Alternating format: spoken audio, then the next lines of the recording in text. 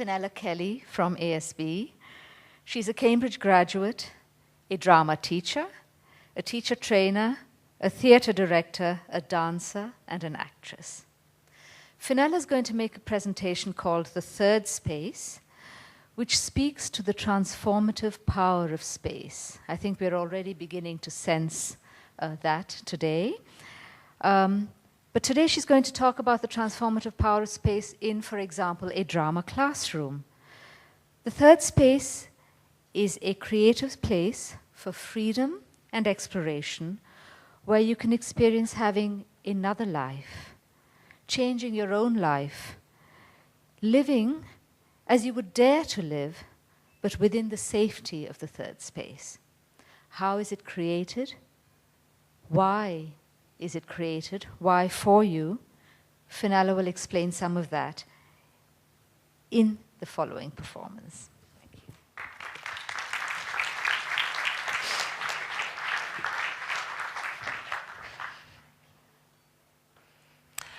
When I was asked to make this presentation last night, I was thinking about why I am a drama teacher, and I think the answer isn't anything to do with directing or acting or even all the technical side, all the design and the lighting and everything.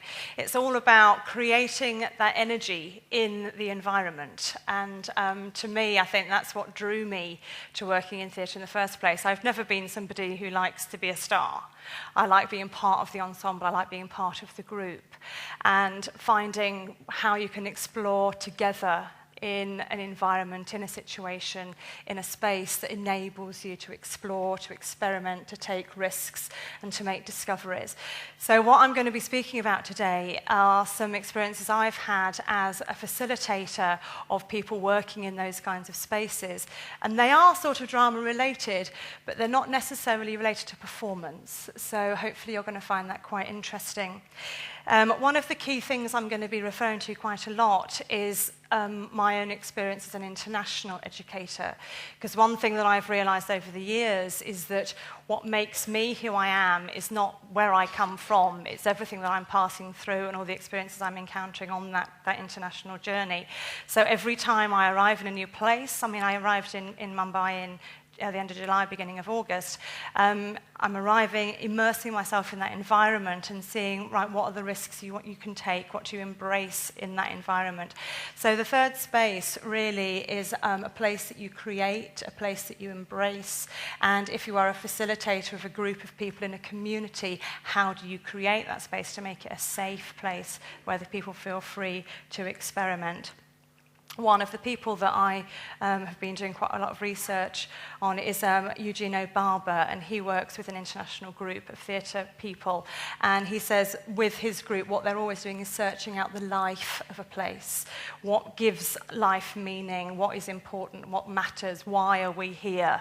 And what do we want to share with others? So that's what I'm going to be focusing on.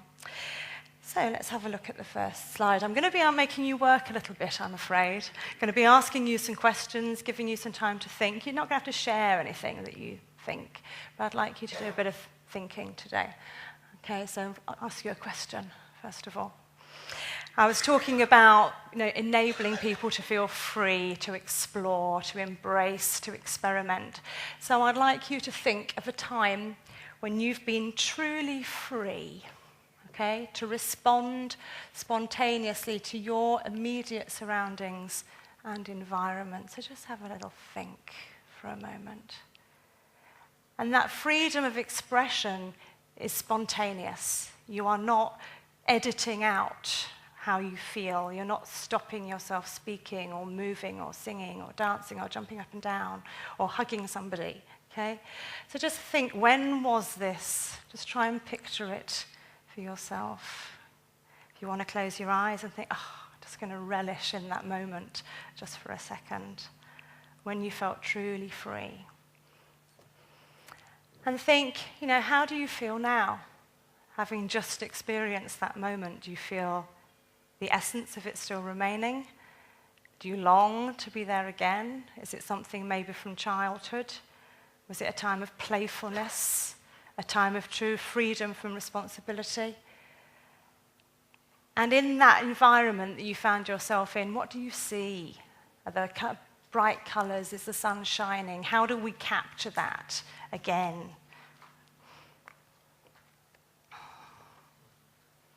One thing I'm going to be talking about quite a lot is the work of Augusto Boal in relation with another theatre practitioner, Peter Brook. The reason I'm going to refer to these people is that they've inspired me enormously in my work, and I'm going to try and sort of show you how these people link with other professions, careers. I mean, they are focusing on life and how we connect as people. So Augusto Boal did a lot with forum theatre. And forum theatre basically was creating a space to experiment within. But what he was doing in that space was addressing a burning issue of importance for that community. So what problems have we got, and what do we want to do about it, and how can we bring about change? And one of the things that he was looking at is looking at our own lives. What is real? What is real in my life? And what would be an ideal place for me to be? So you're moving from one place to the next, but what you experiment with is in that forum space is how you get there. So the third space in that context is an environment of experimentation, of exploration, of risk-taking, of collaboration, of feedback, of pushing the boundaries a little bit, of finding out new levels within yourself that you hadn't thought were there yet, opening new doors and trying new things, but it's in a safe environment. And then thinking, oh, that seemed to work. Now I can apply that to my life. So I'm going to be talking about an experience that I facilitated in Ethiopia a little later on. But that's the essence was the forum theatre approach, thinking about, okay, these are problems we want to address, but how do we address them? So another question for you. So think of something you want to erase from your life. So something you don't like, want to get rid of that. So your life would move from the reality of what it is to the ideal of what it could be. Could be anything. Bit of freedom in here this evening. Okay, it could be anything you want to erase. Just think, what is it you would get rid of? So what would you get rid of? What would you erase? And if you were in some kind of forum, community context working on this, you can try it out and say, right, would my life really be better? Let's get rid of that and let's experiment. And how would your life now be different without that thing? And how does it now feel? So that's thinking about moving from the real to the ideal. And if you're sitting there thinking, oh, actually, I could get rid of that. Let me try. You could experiment a little bit and see whether it would actually be ideal, or maybe you would feel great loss. Now, Peter Brook is somebody that I greatly admire as a British theatre practitioner, and what he did in the early years of his work is he got a group of international actors, directors, dancers all together, didn't speak the same language, and what they did together is they collaborated and they found a way of communicating with each other and with an audience which surpassed spoken word. So that's one thing that is enabling people to enter that third space. It's a completely different world. It's a different language of communication. And through a lot of my work, that's what I'm trying to do. Leave your home life, leave all of your cares, your worries, all of your preconceived notions about what life is and who you are and what people think you are. Leave all of your responsibilities and enter that space and let's play. Let's find out what we can do. And that's what the third space is all about. So, and the other thing that Peter Brook was doing was building this awareness of sense. If you think for a moment, what have you smelt today? What have you touched in the last hour and a half? What are the physical sensations you've experienced?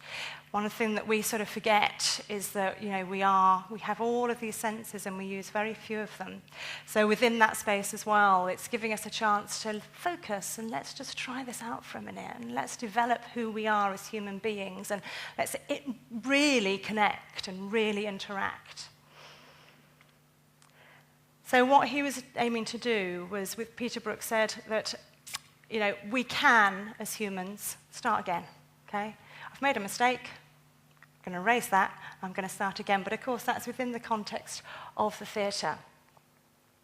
So he said, in life, no, we can't really just get rid of things unless you're going to really work at it and there's a real reason that you need to get rid of it.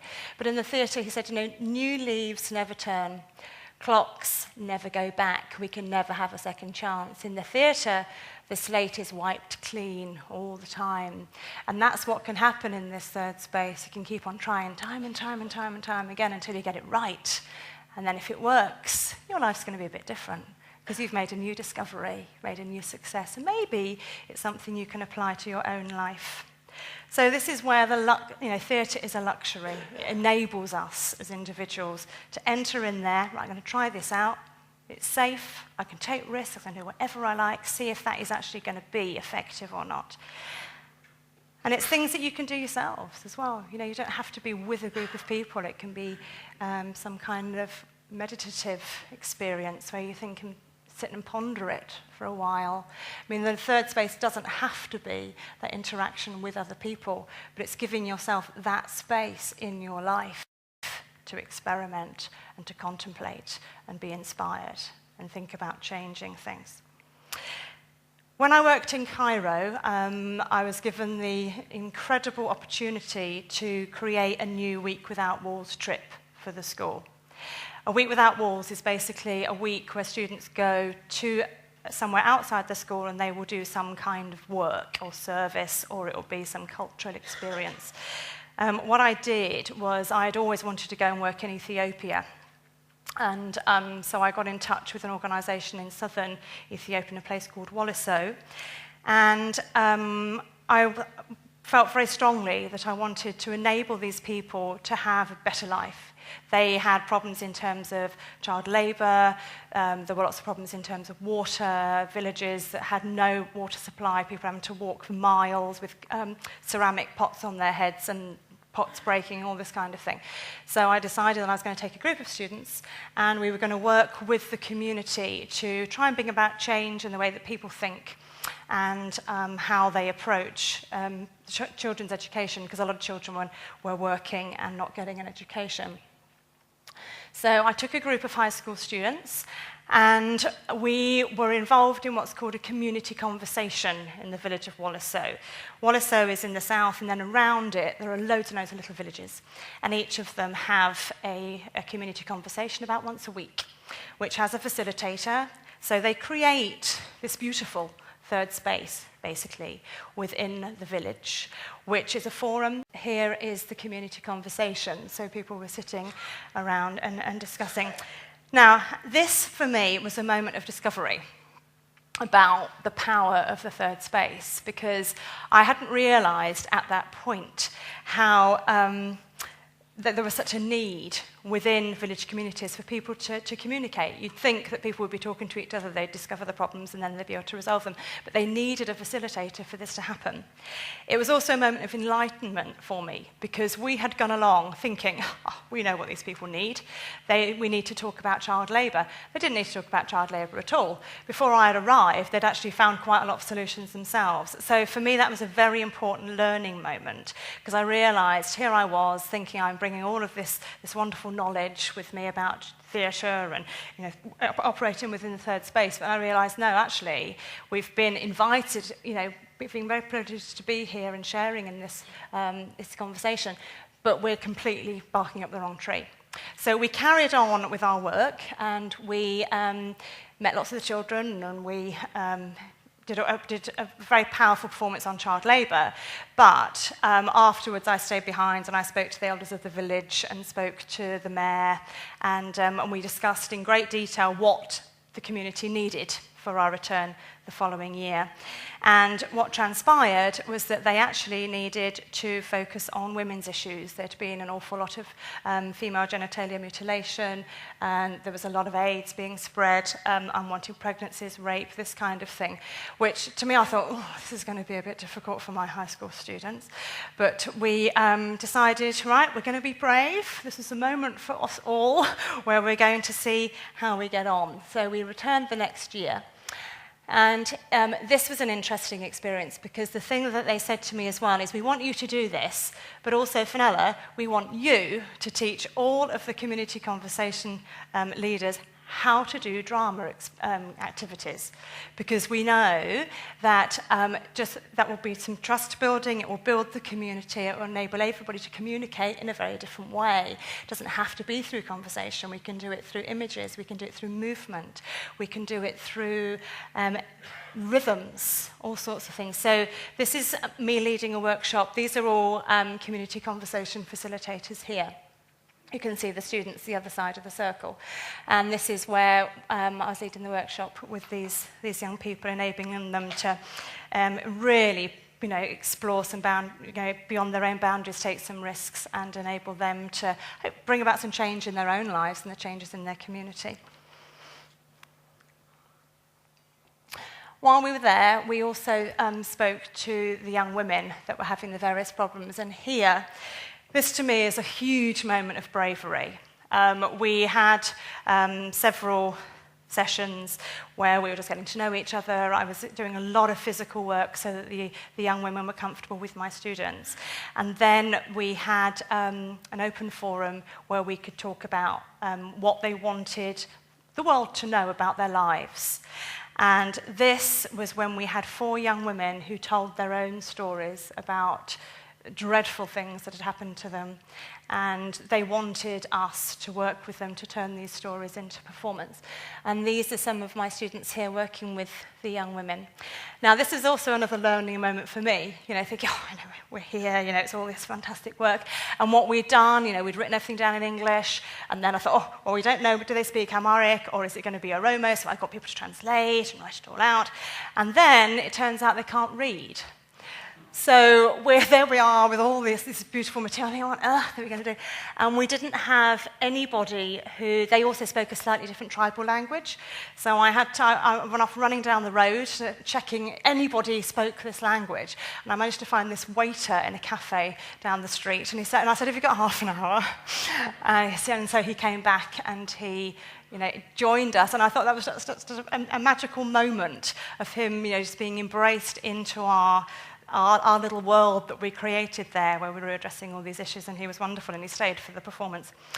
So this, to me, was really about communication and how, enabling and facilitating people to be together, to take those risks, to, be able to explore, giving people time to think, time to communicate, and really think about what matters, what do I want to say, what do I want to communicate to the world.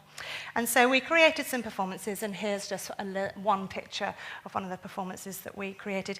Now this as well, this brought about a massive amount of change in this particular part of Ethiopia, because then the women had this wonderful lady who was in charge of the event that I was arranging, and she then took them on tour around all the other little villages to do their performances. So, immense bravery on the women's part, because it was their stories that they were sharing that were being heard by the group.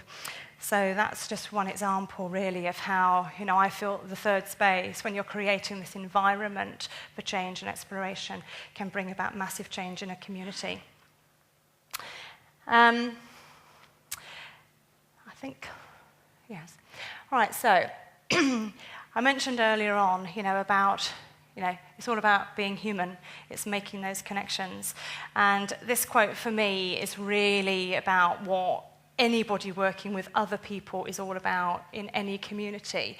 So, the actor, this could be a human being, as human beings standing before other human beings is the real embodiment of total theatre.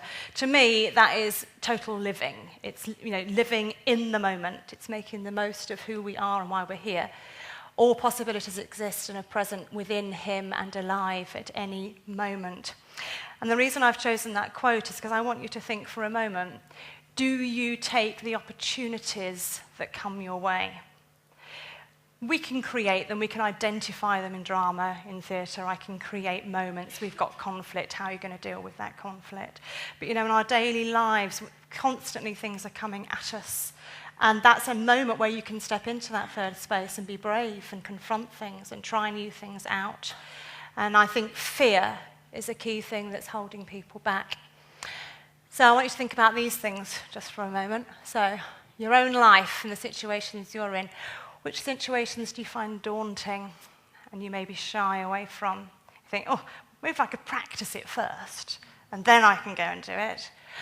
Which situations are living moments and could bring about change for you? There've probably been, you could think in the last couple of weeks, well, I didn't do that, I wasn't feeling brave enough, so I didn't make the change. So just think for a moment, are you really being proactive in your own lives? Because for me, drama is life, and life is drama, and it's all about the lenses that you're looking through in terms of a drama student, actor, director. It's all life at the end of the day.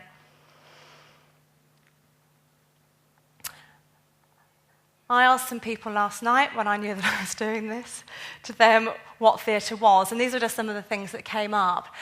And I think one of the most beautiful ones there for me is a place where dreams come true. And it doesn't have to be on the stage, of course. We've all got our own dreams. And as long as you can create that environment that enables it to happen, then, the world's your oyster. Okay, fear. That's me on the trapeze. Holds us back, doesn't it? I was talking to a friend this morning about this, and he said, fear is the moment where you have the choice. Am I going to do it, or am I going to shy away from it? And as soon as you make that leap, then you are bringing about change in your own life. And it's that moment of free fall for, it's going to be all right, when you are entering that third space. It's that moment of anticipation and apprehension. I chose this image because I was working in Portugal before here, and I'd been mentioning trapeze a little bit. And for my leaving present, they bought me a trapeze lesson, and I just thought it was such a wonderful thing, because I was doing all sorts of things when I was there and taking various risks. And I said, "Yeah, but Fenella, it's a perfect gift for you, always wanting to try something new." Okay, last quote, and then I'm going to ask you one more question before I finish, because I'm already spoken for 20 minutes. I can't believe it. Right, so the heart of theatre, it's to enter into a living situation truly in a different and a more intense way than if one encountered the same situation in another part of one's ordinary day. So what theatre, of course, does is it puts that magnifying glass on real life. But it doesn't have to be in the theatre. You can be examining your own lives. Am I doing enough? Am I doing what I could be doing? Am I living as well as I could be living? Could I be doing things better? And lastly, some questions for you to take away. So, what are you going to do now to be able to create your own third space that gives you that opportunity to try new things, be inspired, experiment? How will you create it? Will you be bold enough to enter it? Maybe you'll get to fear and you'll turn away. And how will you enable yourself to leave your current shoes at the door so the slate is wiped clean and you have a second chance? Didn't work the first time? Try it a different way. Okay, thank you very much for listening.